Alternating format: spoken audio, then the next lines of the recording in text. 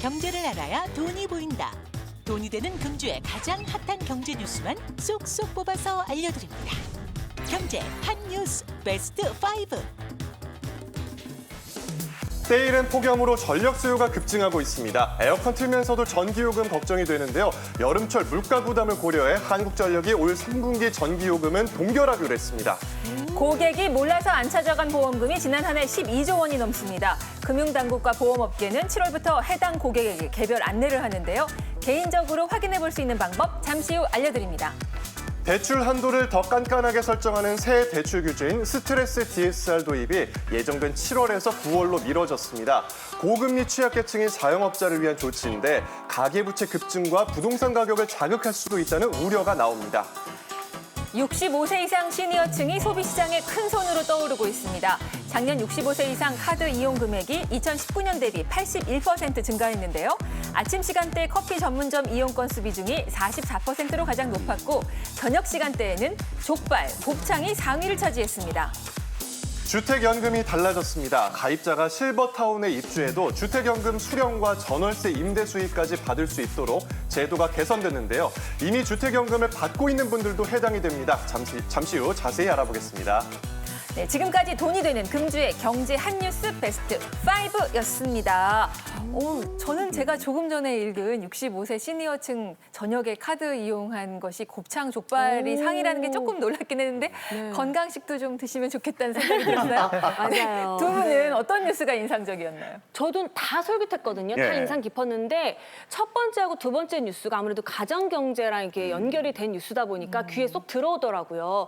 그러니까 요즘 이렇게 원래 매년 역대급 폭염이라고 하는데 올해는 유난히 더 더웠던 것 같아요. 가뜩이나 다른 물가도 다 오르는데 전기료까지 오르면 어떡하나 걱정했는데 그나마 올해는 7, 8월 전기료가 동결이라고 하니까 그건 좀 다행이지 않나. 그러니까 제가 막 네. 땀 흘리면서 참고 살았는데 이제부터 에어컨 빵빵하게 틀어야겠습니다. 빵빵하게 틀고 저녁에는 족발을 먹어야겠어요. 우리가 한 얘기가 아무 소용이 없는 아무 걸 소용이- 하시면 어떻게 해요? 전기료가 동결인 거지 깎인 게 아니라고요. 네. 작년에 전기세 폭탄 맞으신 분은 올해도 폭탄 맞으실 거라고요. 아이고 그래요. 예.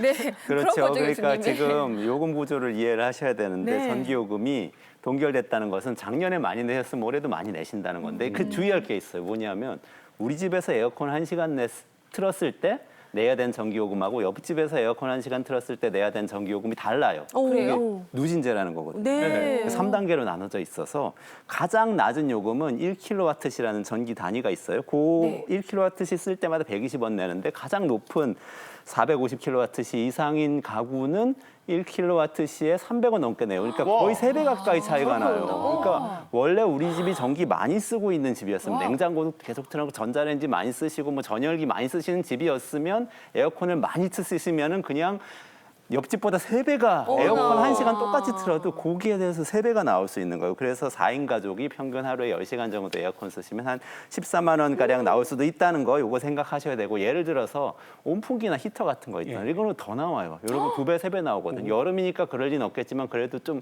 으슬으슬한 날 전기 매트나 이런 거 쓰실 수도 있는데 그런 제품들 잘 보시면 광고할 때 한 달 내내 틀어도 10,000원밖에 안 나옵니다 이렇게 얘기해요. 근데 그거는 전기 하나도 안 쓰는 집에서 썼을 때. 근데 우리가 이미 에어컨 빵빵하게 하루에 10시간 틀고 있으면 그런 게 3배, 4배 나올 수도 있다. 주의하셔야 됩니다. 네. 그 매달리는 공과금도 어떻게 하면 한 푼이라도 절약할 수 있을까 고민을 늘 하거든요. 맞아요. 오늘 전기요금 줄일 수 있는 꿀팁 알려주신다고 하니까 끝까지 집중해 보도록 하겠습니다. 네, 신혼부부 그 살림살이에도 도움이 되는 정보였으면 네. 좋겠네요. 네, 저는 방금 읽어드린 경제뉴스 베스트 5 중에 이 기사 눈에 훅 들어오던데요. 보여드리겠습니다. 네. 주세요. 자, 안 찾아간 보험료 12조 원, 숨은 보험 찾아가세요. 인데요. 12조 원이나요? 네, 저도 어제 저희 제작진이 알려줘가지고 찾았잖아요. 어머나. 네, 어떻게 찾는 건지 좀 소개 좀 부탁드릴게요. 일단 살면서 보험 한두 건은 살면서 가입하게 되잖아요. 근데 우리가 보험회사에 내는 거를 보험료라 그러고요. 보험회사에서 받는 거를 보험금이라고 그럽니다. 아. 근데 보통은 보험료를 내기만 하고 보험금을 받아본 경험이 없으신 분들이 잘 없어요. 되게 없죠. 그러니까 내기만 하는 거라고 생각을 하는데 이렇게 안 찾아간 보험금들이 꽤 많이 있습니다. 그러면 이거 어떻게 해야 되냐 그러면 7월 중에 이제 보험회사에서 아니면은 금융당국에서 이렇게 알려줄 겁니다. 그러니까 숨은 보험금 찾아가세요라고 안내가 나오게 되면 근데 그 안내가 나가더라도 뭐 주소가 변경됐거나 이사 가신 분들 못 받을 수 있잖아요. 그러면 검색창에 들어가서 내 보험 찾아줌. 이라고 치면 연결된 사이트가 나옵니다. 여러 개 사이트가 뜰 수도 있는데 그중에서 생명보험협회나 손해보험협회가 운영한다라고 메시지가 뜨는 사이트가 있거든요. 네. 거기를 딱 들어가 보시면 사이트에 접속하셔서 저기 숨은 보험금 조회하기를 누르시면 개인정보를 입력하게 돼 있습니다. 개인정보를 입력하고 나면 자기의 숨은 보험금의 종류가 쭉 뜨는데 숨은 보험금 종류는 크게 세 종류가 있습니다. 어떤 게 있냐 그러면 첫 번째는 배당금이나 이런 중도에 보험 계약 중간에 발생하는 게 있고요. 그다음에 만기가 됐는데 3년 이내에 안 찾아간 만기 보험금이라는 게 있고요. 3년 넘어가면 이게 휴면 보험금이 돼버리거든요. 그것도 여기서 다 조회가 될 수 있으니까 각자 조회해 보시고 한번 찾아보시고 저도 어제 방송 준비하면서 제 거 한번 찾아봤더니 올해 발생된 배당금이 28,000원이에요. 어머, 28,000원. 그래서 어저께 찾아가지고 저녁 맛있게 먹었어요. 축하드립니다. 아니 근데 저는 너무 안 찾았는지 그 보험사에서 휴먼 보험금을 지급해드리겠다고 제 그 자동지되는 통장으로 얼마 들어왔는 줄 아세요? 얼마요? 들어왔어요? 46만 8천 원. 근데 내가 부티가 그래서 나는 거 아니야. 찾아야 된다니까요. 네. 저도 어제 내 보험금 찾아줌 사이트 들어가서 했는데 얼마? 무려 3,494원 우와, 그 찾았어요. 커피 한 잔. 커피 한 잔. 어디서 또 커피 한 잔이긴 한데 김경화 씨와 사뭇 다른 금액이거든요. 제가 사드릴게요. 아니, 그래도 어제 찾아본 보람이 있었어요. 맞아요. 그런데 찾는데 이제 검색창에 내 보험금 찾아줌을 쳤거든요. 그랬더니 생각보다 사이트가 많이 뜨는 거예요. 그래가지고 공식 사이트가 뭔지 좀 찾느라고 약간 좀 신경을 썼어요. 그런데 저는 잘 찾아서 아까 그 파란 사이트로 잘 들어가셨는데 지금 이제 밑에 나오는 주소가 주소 나오고 있잖아요. 있어요. 네. 요거 기억하셔서 이 주소 있는 사이트를 클릭하셔야 하거든요. 근데 이제 이거를 악용하는 사람들이 있다고요. 뭐 보이스피싱 뭐 이런 건가요? 그러니까요. 네. 요즘 그게 많이 늘어나고 있는데요. 경찰청입니다. 이런 전화 많이 받아보셨죠. 네. 근데 문자로 뭐가 오냐면 숨은 보험금 찾아가세요 하고 링크가 딱 이렇게 오는 문자가 스팸으로 오는 거예요. 근데 요거를 누르고 들어가시면은 그 내 핸드폰에 있는 개인정보가 넘어갈 수도 있고 이게 해킹을 당할 수도 있기 때문에 주의하셔야 되는데요. 이게 지금 보험금 환급 지원센터 사칭해 가지고 오는 거거든요. 그래서 사칭을 했다고 해서 링크를 그냥 절대로 누르지 마시고 또 특히 계좌번호나 주민등록번호 이런 개인정보를 요구할 경우에 그런 요구를 이 당국에서는 하는 경우가 없다고 합니다. 그렇기 때문에 절대로 넘겨주시면 안 된다. 이건 좀 주의하셔야 됩니다. 네. 공식 검색하는 사이트에 들어가셔서 내가 검색해서 하시는 게 제일 안전합니다. 그렇습니다. 네. 자, 그리고 이번 주에 가장 뜨거웠던 경제 뉴스였습니다. 대출 한도를 대폭 축소하는 스트레스 DSR의 도입을 연기한다라는 소식이었는데 일단 제가 지금 스트레스를 받고 있어요. 세상에.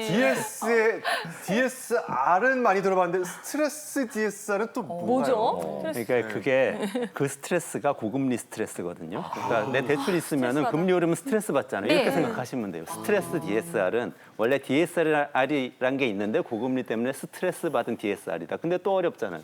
DSR이 뭐냐? 이건 뭐냐면요. 내가 대출이 있으면 매년 원금하고 이자를 갚아야 되잖아요. 네. 그 갚는 돈이 내 1년간 소득에서 차지하는 비중. 다시 말해서 내가 1년 동안 3천만 원을 벌었다고 하면 내가 원리금으로 1년에 300만 원 갚아야 돼요. 대출금이 뭐 몇천만 원이 있고 그러면은 3천만 원 대비 300만 원, 10%가 DSR, 나의 DSR 비중이에요. 근데 내가 빚을 너무 많이 내면 나도 힘들고 나중에 은행이 못 받을 수도 있잖아요. 그러니까 당국에서 규제를 통해서 그 DSR 비중을 제한을 합니다. 은행에서 돈 빌리면 40%까지, 은행 아닌 비은행 권, 제2금융권 같은 데서 돈을 빌리면 50%까지 제한을 하고 있었어요, 원래. 네. 하고 있었어요. 그러니까 내가 3천만 원 소득 연간 있는 사람이면 한 1,500만 원까지만 비은행권에서 DSR을 적용받아서 금액을 빌릴 수 있었다. 연간 갚아야 되는 이 비용에 대비해서 빌릴 수 있었는데 스트레스 DSR은 뭐냐면 금리가 자꾸 오르잖아요. 고금리 상태가 되잖아요. 그러니까 내가 돈을 빌릴 때는 금리가 4%였는데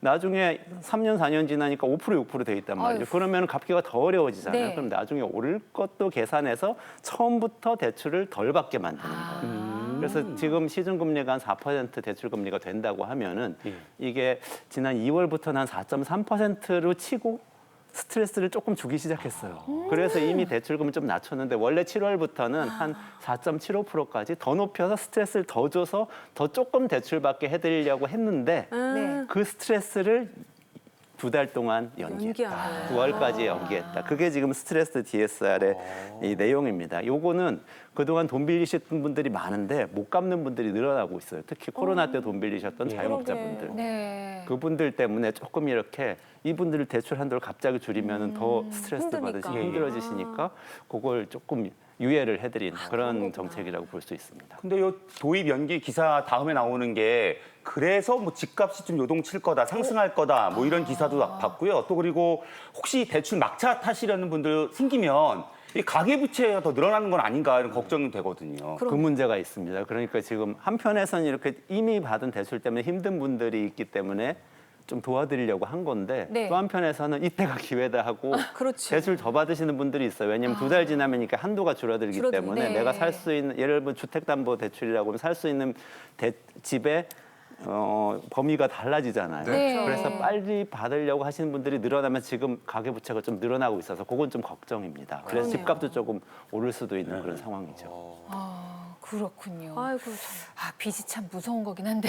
맞아요. 네, 갚을 수 있는 범위 안에서 이렇게 그러니까 대출을 받는 것도 또 중요하죠. 네, 다음 뉴스 또 보도록 하겠습니다. 이거 굉장히 흥미로웠거든요.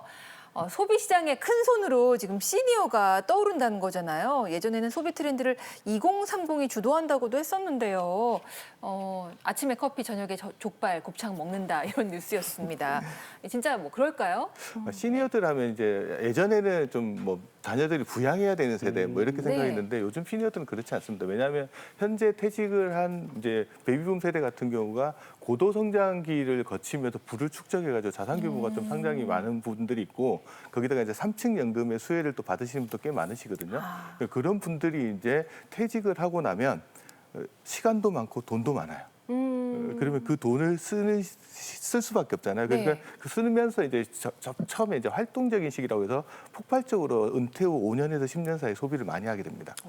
그리고 소비가 끝나고 나면 처음에 이제 회상의 시기라고 해서 약간 소비가 줄어들다가 네. 그 이후에 다시 간병이나 이런 돌봄 문제들이 발생하면서 다시 의료비가 늘어나는 그런 형태로 소비 패턴들이 이어지는 구조들을 가지고 있다. 그래서 예전처럼 이제 시니어 세대라고 해서 부양의 대상이라고 보기보다는 독립적인 소비의 주체로 보는 것이 훨씬 나은 것 같습니다. 그렇네요. 그러니까 제가 그 소비 패턴 분석한 내용이 네. 있어요. 그거 보니까 훨씬 흥미롭더라고요. 그러니까 65세 이상 이 어르신들은 소비하시는 게 뭔가 병원에만 다니실 것 같고 되게 액티브하지 않으실 것 같잖아요. 네. 근데 네. 진짜 액티브 시니어이신 거예요. 네.